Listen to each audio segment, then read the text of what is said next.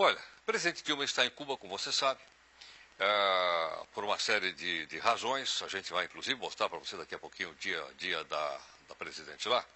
Mas há também interesse econômico do Brasil em Cuba. Tem a questão do porto em Cuba, que foi financiado pelo Brasil, Porto de Mariel.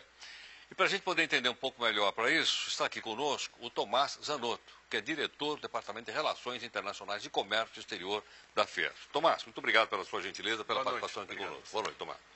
Tomás, qual é o interesse, então, que o Brasil tem economicamente, né, em desenvolver esse porto em Cuba?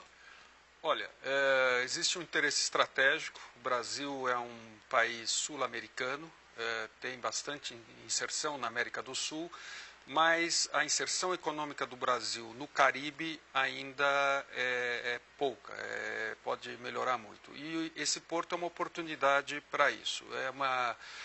Não é só o porto, é a zona econômica, a zona industrial, a zona de processamento de exportação, que tem cerca de 500 km² em torno do porto, onde os cubanos estão fazendo uma experiência, estão copiando um pouco aquele modelo chinês de um país, dois sistemas, ou seja, eles estão criando todo um ecossistema lá que vai permitir o estabelecimento de uma indústria e dali não só atender o mercado cubano, mas também exportar para outros países da região. O porto em si foi financiado pelo Brasil, mas foi construído por empresas brasileiras. No caso é Odebrecht, né? No caso é Odebrecht. Tá. E 80% de todo o material, de todos os equipamentos que foram envolvidos nessa construção são brasileiros, quer dizer, Portanto, as compras foram feitas aqui dentro. Tudo feito aqui dentro.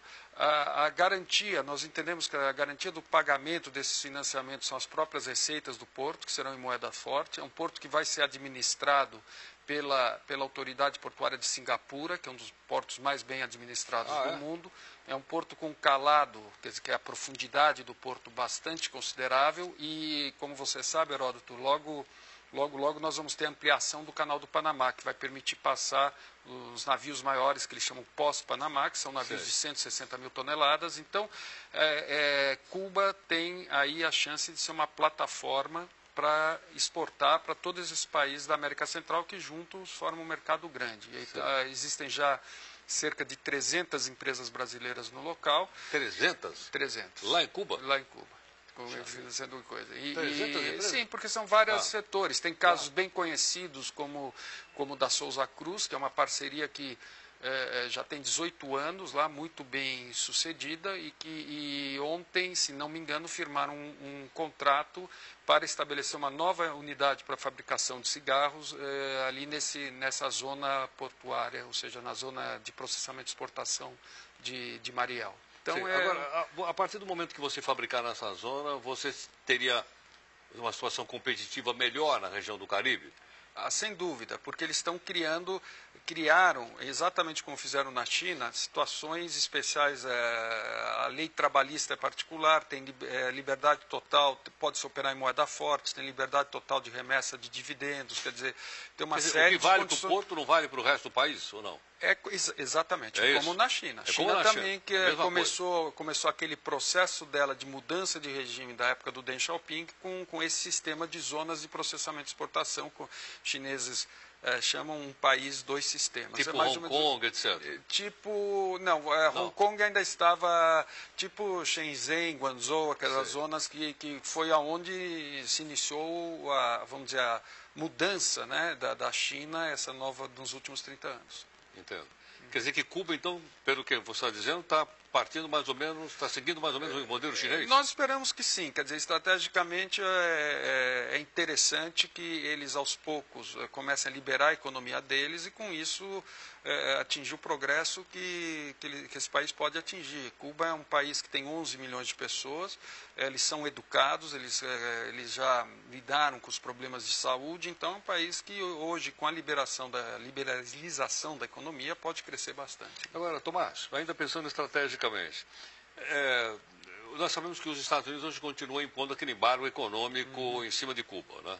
Caso esse embargo venha, sei lá, no novo presidente americano ser suspenso, o fato do Brasil estar atuando nesse porto também facilitaria a chegada de mercadorias brasileiras nos Estados Unidos? Não há dúvida, não há dúvida. Eu acho que o embargo que alguns chamam de bloqueio, no meu modo de entender erroneamente, porque é um embargo econômico,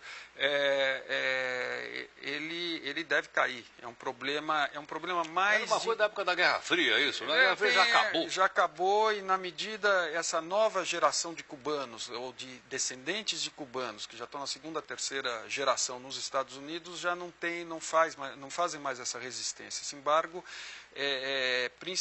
vem principalmente da comunidade, a diáspora cubana na Flórida, principalmente nos Estados Unidos, que se opõe a qualquer medida do governo americano no sentido de pacificar Cuba, vamos dizer assim. Entendo. Quer dizer, então, a partir daí, a gente pode imaginar que Cuba está caminhando em direção a uma economia de mercado ou de um capitalismo de Estado, como tem na China? É isso que está indicando. Indicando e sobre todos esses aspectos, diferente do que tem sido dito aí, nós achamos que é um movimento interessante do governo brasileiro. Entendo. Agora, Tomás, todos esses investimentos que o Brasil fez aí no caso de Cuba, eles são garantidos? Olha... Porque é aquela história do capital internacional, né? Nós aí somos um capital internacional no outro país, não é isso? Exato. Eu estava conversando há pouco, quando soube que vim aqui, com o embaixador nosso em Cuba, que é o Cesário Melantônio, e ele me deu alguns números, falou que o Brasil até agora já emprestou para Cuba 1 bilhão e 600 milhões de dólares. Entre o que foi emprestado e o que vai ser emprestado, porque existem também créditos alimentícios, ou seja, são créditos que são dados ao governo cubano para comprar alimentos no Brasil, sempre no Brasil. Para gastar aqui. Para gastar aqui. E isso não é uma novidade, isso iniciou-se no governo de Fernando Henrique Cardoso, quer dizer, já é uma coisa que vem há bastante tempo. E não se tem notícia de um atraso sequer de Cuba. E a informação que nós temos é que no caso do Porto, que é o grosso desses investimentos, esses 1 bilhão e 600, 1 bilhão vão ser no Porto, 800 já foram, e a presidente anunciou agora mais 200 aproximadamente, totalizando 1 bilhão, eles são garantidos pelas receitas do próprio Porto. Então é o que chamam de project finance, é clássico, quer dizer, você garante um projeto de infraestrutura com a receita do próprio empreendimento. Aí eu não vejo grande novidade, não há grande diferença se o Porto está sendo feito em Cuba ou se estivesse sendo feito em Tampa, na Flórida, quer dizer, a mesma coisa. Entendo. É que a gente vai mais pelo lado político, né? Você é a primeira pessoa que eu estou vendo dando explicações para a gente mais profundas do lado econômico, dessa aproximação do Brasil com Cuba. Porque fica parecendo mais que é mais uma questão política, porque a esquerda daqui se reúne com a esquerda de lá, quando existem todas essas outras questões que a gente precisa também saber, né? Essa questão, como eu disse, isso já se iniciou com o Fernando Henrique, né? Não é algo assim que foi inventado agora. E eu me lembro, Heródoto, quando há muitos anos atrás, segunda metade da década de 80, e eu trabalhava na indústria têxtil e vendia tecidos na Polônia, ainda na cortina de ferro. Na Polônia? E eu me lembro, visitando aquele país, a gente via ainda, vamos dizer, os campos, os arados eram todos tortos, porque eram arados manuais e tal, mas você via as menininhas e os meninos bem vestidos, indo para a escola, arrumando, quer dizer, e faltando tudo, infraestrutura. Eu voltava para o Brasil e dizia, a hora que acabar a cortina de ferro, a Polônia vai disparar. E foi o que de fato ocorreu. Eu acho que Cuba, eu vejo uma situação semelhante. Ela tem um grande potencial, é uma população bem educada, bem preparada. O que a gente ouve das empresas que estão instaladas lá, que é mão de obra de alta qualidade, quer dizer, então o que precisa é eles tomarem realmente a decisão de se empenhar nesse caminho. Eu acho que, sob esse aspecto, é positivo que o Brasil esteja sendo pioneiro nisso. Também falou-se muito da questão em vez de estar se investindo no Brasil, está se investindo em Cuba. E não é uma verdade, porque a verdade é que não falta dinheiro no BNDES, a verdade é que as secretarias estaduais, municipais, federais não conseguem aplicar todos os recursos que tem. O governo do Estado de São Paulo está com 40 bilhões de reais em caixa, que não consegue transformar os projetos. A própria Secretaria de São Paulo parece que tem 9 bilhões. Então, hoje no Brasil, uma grande dificuldade de se realizar projetos por questões ambientais, aprovações, licenças, quer dizer, é quase que um apagão de projetos, faltam projetistas, então não é que está se aplicando em Cuba em vez de fazer portos no Brasil. Também isso precisaria ser um pouco melhor estudado antes de se afirmar, na nossa opinião.